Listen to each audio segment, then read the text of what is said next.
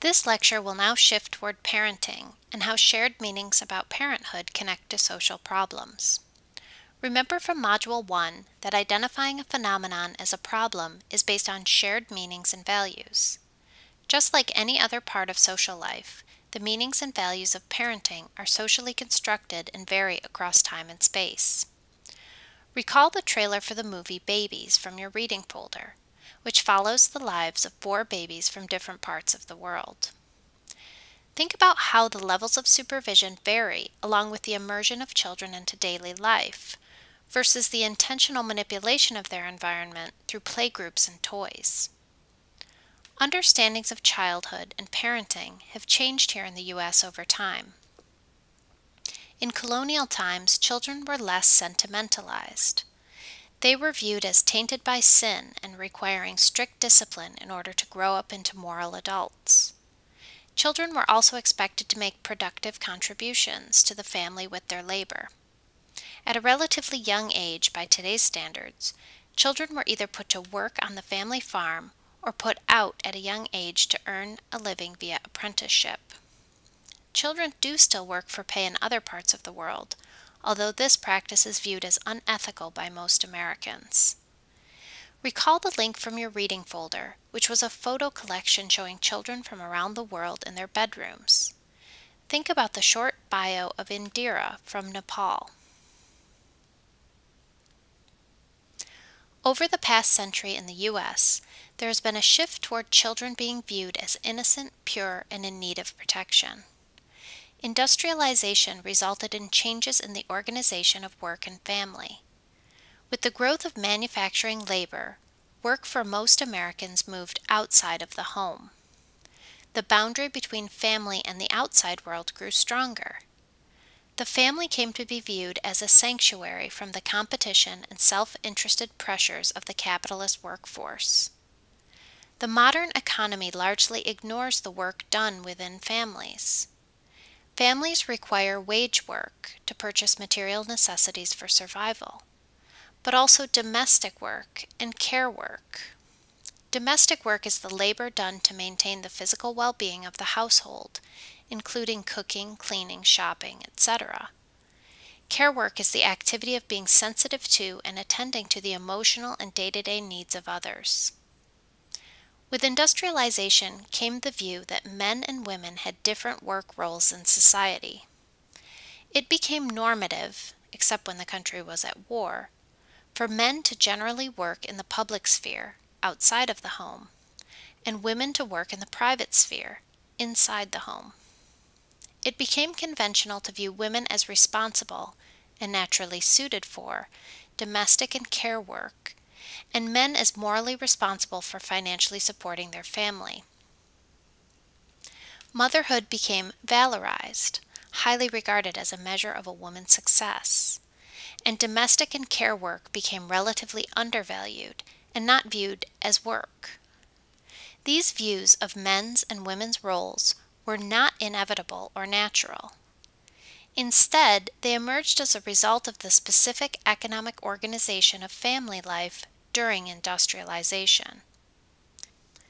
Take a moment and think to yourself what it means to be a good mother or a good father. There is a general expectation in the U.S. that a father's parenting obligations are less time-intensive. Fathers are likely to believe a child will grow up without need for much intervention. There is a guilt gap between fathers and mothers about how well they raise their children. Fathers feel less guilty about the amount of time they spend away from their children, even though most contribute less intensively to child rearing. However, there has been a recent shift since the 1970s where fathers have become more involved in the day-to-day parenting. This is a result of new ideals, viewing fathers as more sensitive and involved. Research demonstrates that men are capable of developing skills in all forms of childcare, but often do not have the opportunity to serve as primary caregiver. There has been an increase in the number of hours that men are involved in childcare, but many families still treat the father as a helper rather than a primary caregiver. Over the last half century, there's been an increase in the percentage of mothers that are employed. Notice, however, that there has been a constant increase in time spent on childcare across the board. As it turns out, time commitments to children are increasing, even though parents are working more hours. Sharon Hayes argues that this is due to the emergence of an ideology of intensive mothering.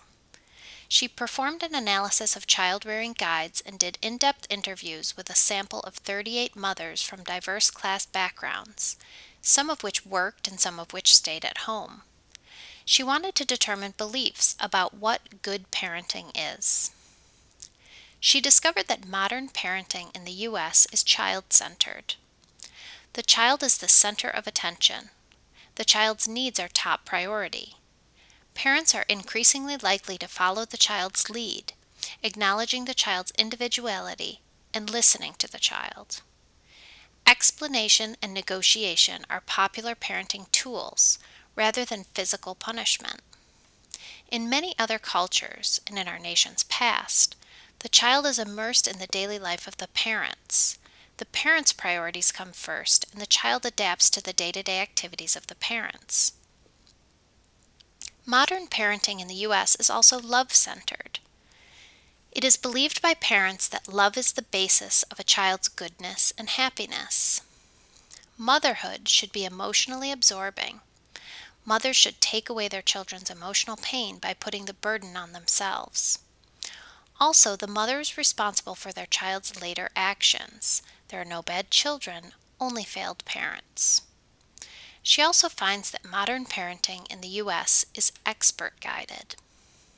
Parents increasingly rely on pediatricians, child psychologists, and child-rearing guides.